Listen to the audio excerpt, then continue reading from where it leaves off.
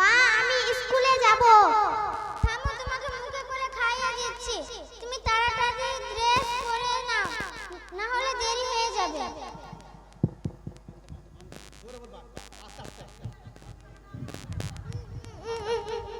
তুই কাঁদছিস কিনে? আমার পড়া হয়নি, মাস্টার ক্লাসে আমাকে খড়ো করে রেখেছিল আর প্রাইভেট লাগাইতে কইছে। তোর বাপ টাকা টাকা পাঠায়নি, প্রাইভেট দিতে পারবো না। তোর স্কুলে মাস্টার ম্যাডাম ভালো করে পড়ায় দেয় না। हम बहन के যে প্রাইভেট ভেজছিস ওর টাকা কোনখানে জমছে? তুই কি আর পড়তে পারছিস? हमके প্রাইভেট ভেজ লাগলে আমি আমার মতন পড়তে পারবো।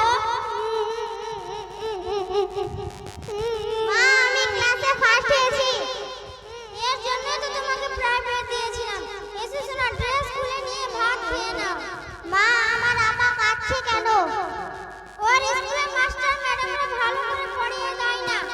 স্কুলে ওর পড়া হয়নি তাই কাঁদছে। মা তুমি কি বলছো?